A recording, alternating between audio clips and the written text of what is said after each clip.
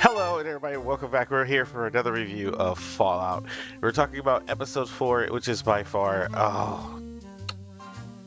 Chef's Kiss. All you had to listen unto me.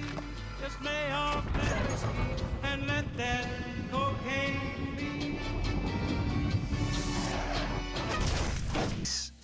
When I say this episode was amazing, and you got to see each group a little bit more, a lot of the vault this episode, which I think is necessary to remember that the vault community is a big part of this show. And although I'm not too much of a fan of the vault community, this episode kind of piqued my interest to see how long these vaults gonna last. That we do know, and the vaults are all about testing and is this putting the brightest. And this vault in particular was about putting the brightest vault tech minds and corporate drones against one another. So this episode kicks off crazy.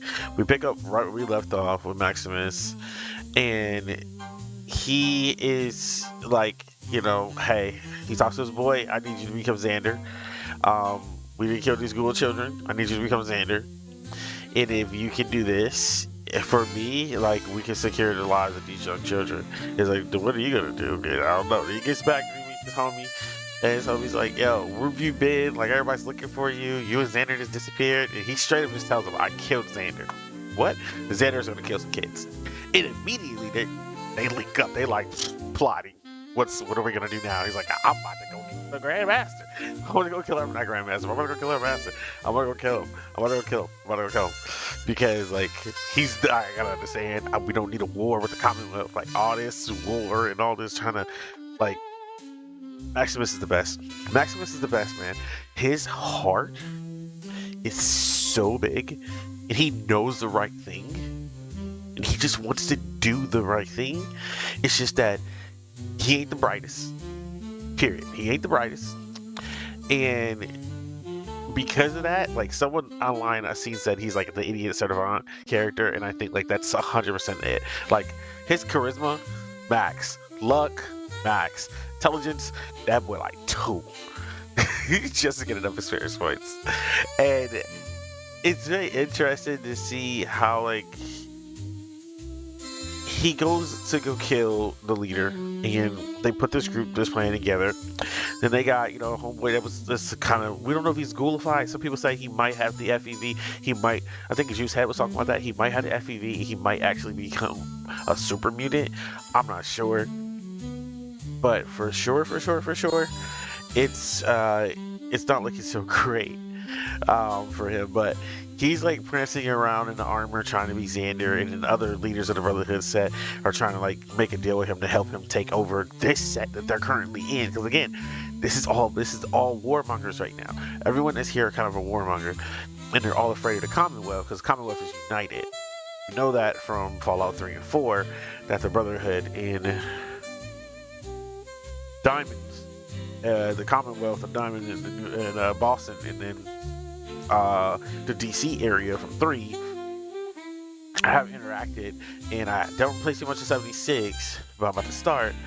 I can see 76 is so early, but if there is a Brotherhood in that game, I'm pretty sure that Brotherhood was probably what established those sects out there. So we can just assume maybe the Appalachians is also connected. So that they deep. One mind, one goal. Get rid of the abomination. Dig out the enclave. Make the wasteland safe again. That's what they want to do. And they're not too much about hoarding technology like the West is. The West, they want, there's a lot of, we want our techs. You got all these different leaders with their own different agendas. It's so badass. But it's also conflict. In this Maximus Brotherhood story, still it ties into the narrative of season 1. Like, yes, Maximus was picked up from the Brotherhood, raised by the Brotherhood, but he actually took their teachings to heart. Like, do the right thing, do the right thing. He's not a zealot like his leader is, which it goes down to their inner engagement and their interactions. Maximus is like talking to him. He's like, "Wow, what's going on with you? What did you do?" And because Maximus is certain on his face. And he's like, "Killed him." And he's like, "Why'd you kill Xander?" He's like, "I killed him because he would kill some kids." And his leader's like trying to like talk him down. You can see that he still has this profane. You can tell he raised Maximus up, and he has this profane impact on Maximus. Because Maximus got him at gunpoint, but his hand is shaky, right? And he's like, "Oh, Xander killed some kids." You can see it on his face, like, ugh. What are we gonna do about this? Xander killed some kids. And he's like, in his mind is kind of like, I can't believe it, like you did the right thing. How do I spend this? How do I like get Maximus on our side? And that's when Maximus takes a gulp, and I think this is like one of the best. I don't know if he did this instinctively or if it was written into the script, but like for his character, he shows innocence. He don't see the difference, but he knows when he gets ready to utter this next sentence. He goes,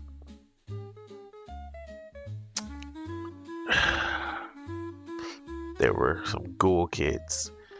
It did. The leader is like, "Oh, heretic, heretic, heretic, heretic, heretic," and he's just like spazzing out, dude. He's like so spazzing out, and Maximus knows like it's go time. Dude grabs a strap. Maximus grabs a strap, and you get a shootout. Maximus has him dead to rights like 3 times, but he never pulls the trigger because he's just the man who raised him. He don't want to kill him, so he gets out. He escapes.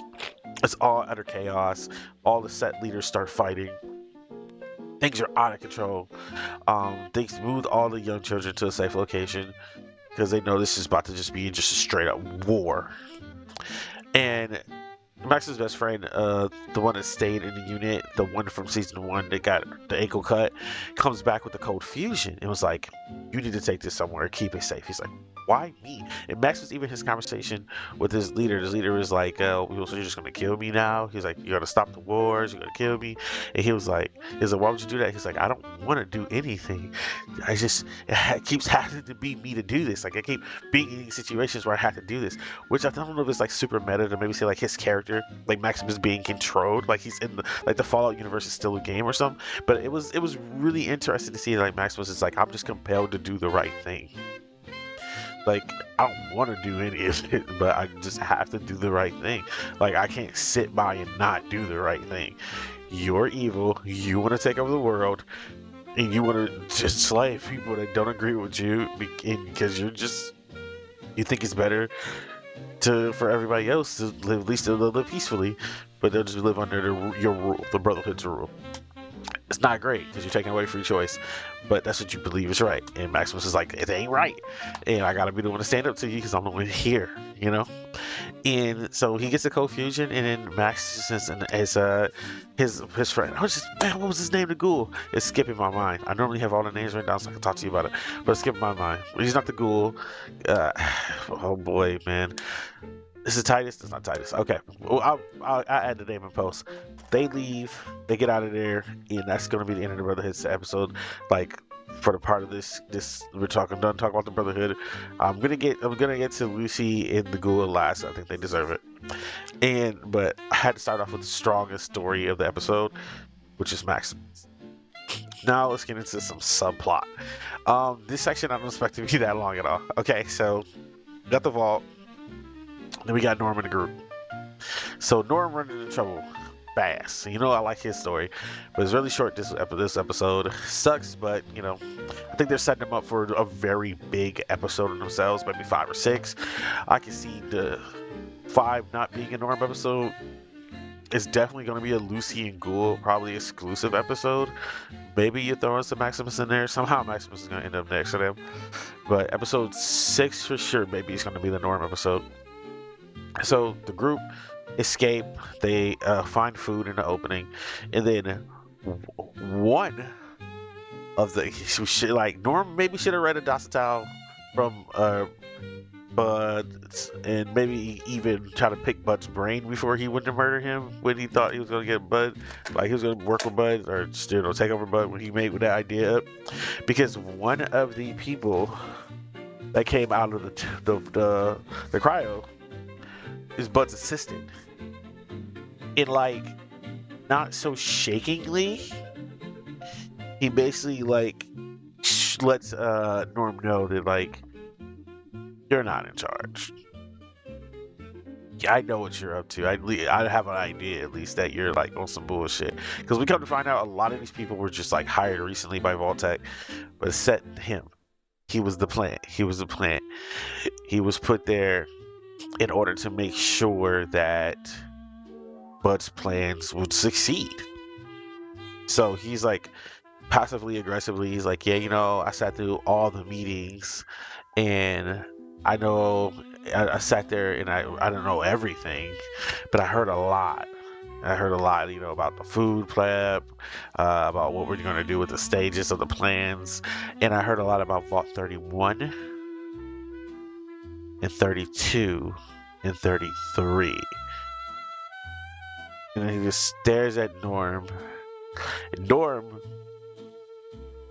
chillingly understanding that he might have met his adversary here, like someone that's clearly has their own agenda, is only going along with this because they know they don't know the fuck this. Norm has one advantage. One advantage in this scenario is that he's from this world. That's the only advantage he has. And the dude sees that and allows him to play along. Because he's like, well, boss says let's get moving. We're going to go do this side of the plan. And Norm's like, yeah, lead the way. He's like, yeah, okay, boss says let's do this. And boss says, blah, blah, blah. But it's kind of ironic because he came up with it, but he's using Norm to the group. Yet, he's giving out the directions. So it's a real passive-aggressive play. It's very subtle, but I like it a lot. And I think they did a really great job of putting that in this moment to make you go, oh, snap. You know what I'm saying? Building up some suspense. Now to the vault. The vault. Okay, so I don't think the vault is boring at all. I like all the characters from season 1. They're all unique in their own way, especially because Norm's best friend and Lucy's. She did a lot of cousin stuff.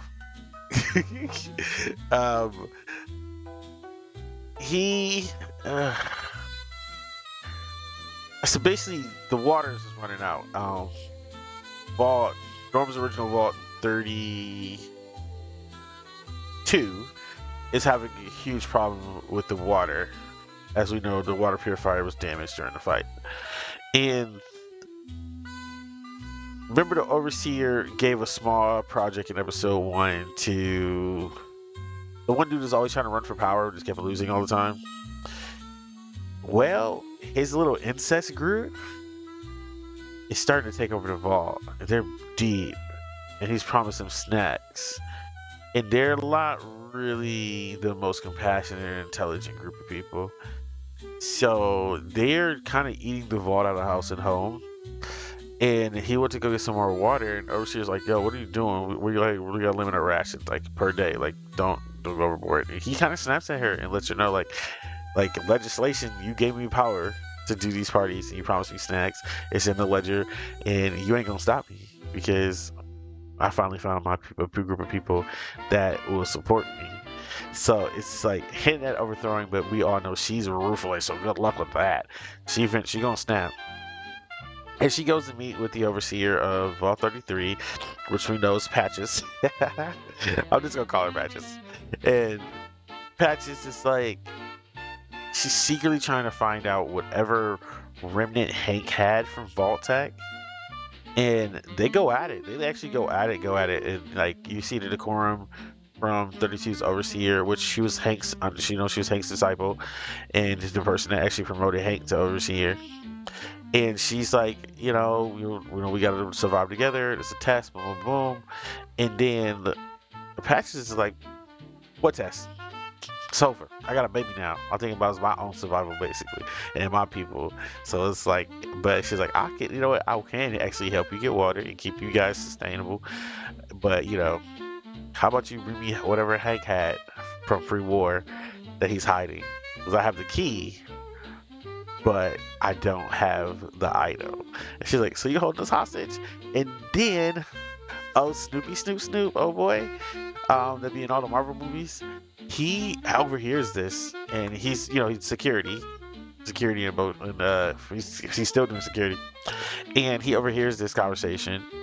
So eventually he goes to sit down and talk to her about this, and the overseer, he talks to Patches about this because he's in the other vault, and he goes to talk to her about this.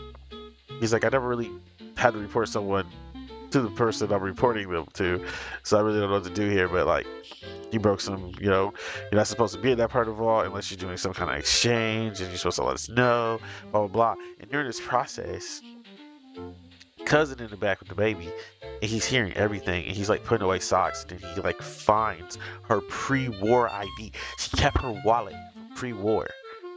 He finds her fucking ID, bro. He finds her ID. She's from Canada.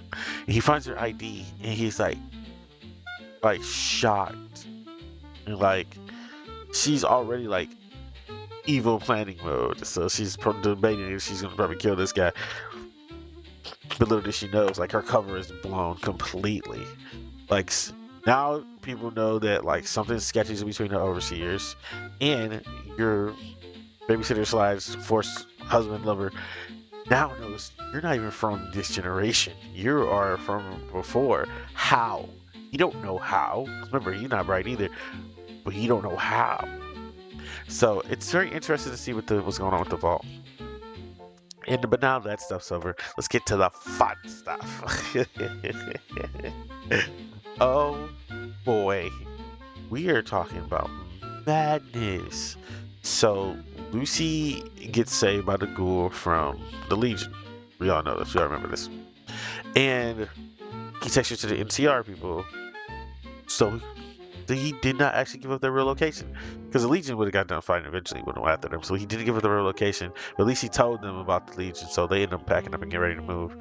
And in the process of this, they were saving her. I guess she was dehydrated for about a day or two, so she was on meds. Well, they only had Buftons to keep her going, so she's been on Buftons for 2 days. So anybody who knows Fallout, she has the addiction status, so she's addicted to drugs, and it's funny. It's so funny.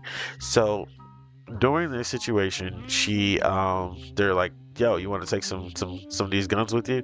So she takes a bunch of guns, and like, she's like, oh yeah, kid in the candy store, because she doesn't know she's like a drug addict now. She's super duper high.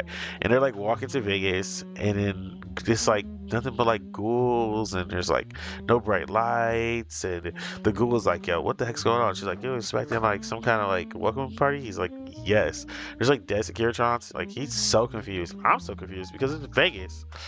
Vegas supposed to be stacked and prepared to go. The house don't play that.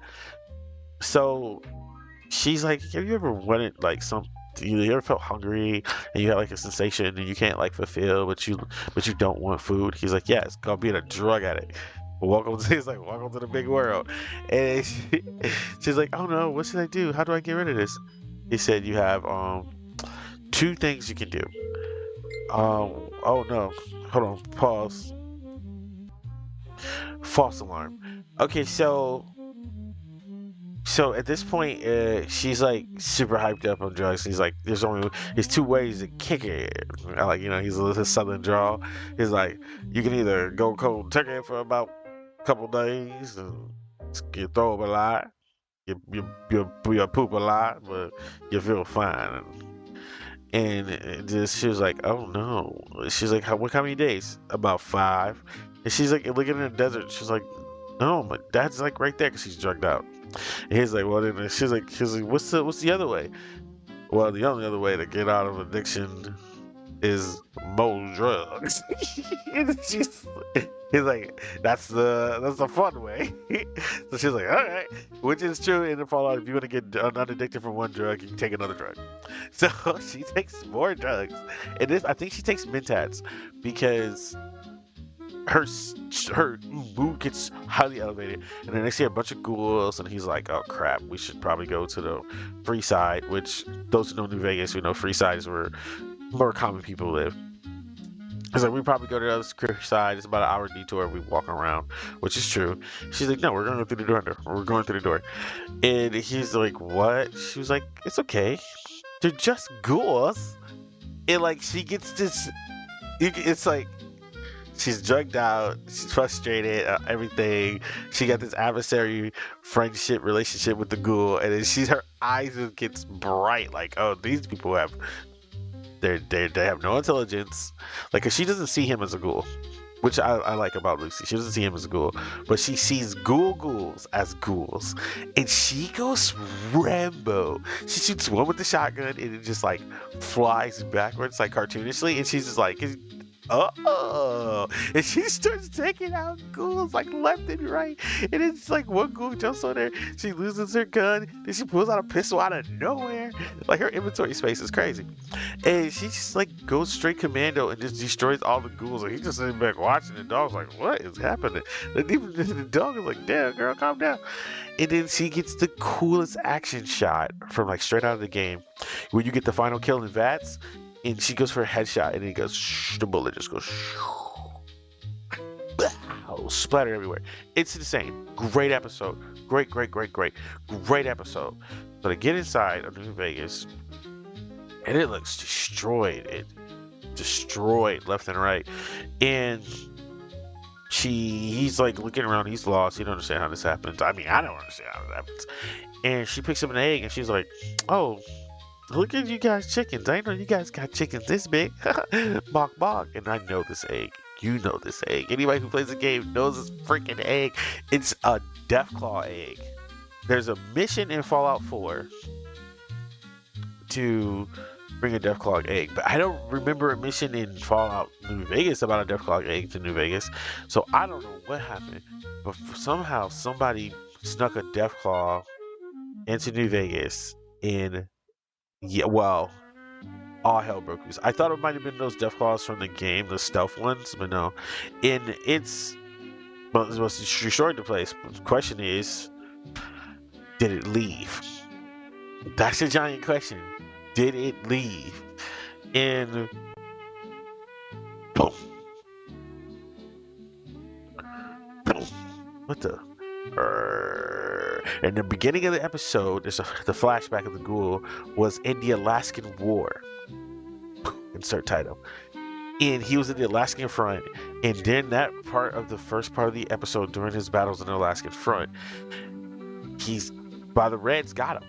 The power armors would break down. Never forget, in the first season, he confronted that one guy who was like, oh yeah, man, I'm a bud. I made another version of the power armors. Well, yeah, you know, your armor almost killed some good man, including him. Because the Reds got him. They're like, what did they put him in? This is going to be a future war. They're going to put us in power armors too. And we're going to probably say the same thing he said. Okie dokie. And out of the smoke behind him, like a ninja, is the first Deathclaw. There were Deathclaws pre-war. I always thought, I mean, according to what you find out in New Vegas, they were producing Deathclaws just to help fight in the war. But I didn't know they ever got the program off the ground. So what we know about Deathclaw is completely changed. There's a good chance that Deathclaw has been around since just the bombs dropped, and they have just been roaming the wasteland as the alpha predator. Period. And taking out anything that looks like it will become a problem to the wasteland, or a problem civilization, because that's their basic programming. And it's insane to think that, but yeah. And back to this moment now where, boom, and then the doors, I think it's Lucky 38. No, it's the Conga one, like the Ghana casino, and he just flies open, and out steps this massive Deathclaw. And we know when they rise up, oh boy, it's going down. And that boy rises up, and the ghoul has not said a word. The fear in the ghoul's eyes, who we look at as the alpha, the show lets you know, food chain, ghoul was here, okay? Ghoul, brotherhood, they neck and neck. everybody else. It looked like Lou was filling in that line. But now you realize it's Deathclaw. Deathclaw is top of the food chain, baby. And he's frightened, and she's coming off the drugs at this point, and she's like, because she's all gassed up, like, why was it here? We can take it. And now she looks at him. Mr. Deathclaw, that boy stand up. I think we can take it. Oh, yeah. We got this. In fact, I think it'll be easy.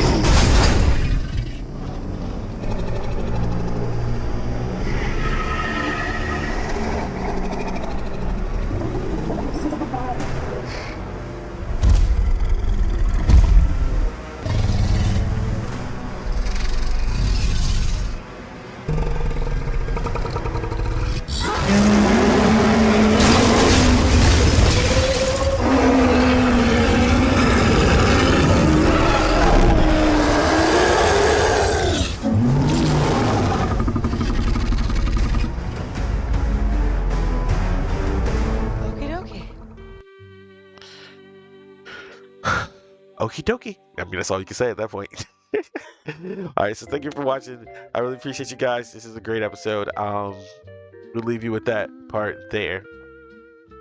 And it's just what it is, man. This is a great episode. I had so much fun. I think this one of the better episodes of the season.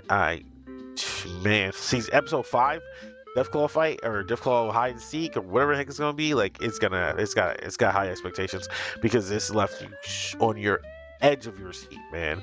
If I don't see, this is probably it's going to be memed and talked about everywhere we go. Okie dokie. All right, see you next episode. See you next week for the next review. Love you guys. I am Keon Sensei, and see you next time, Vault Dwellers.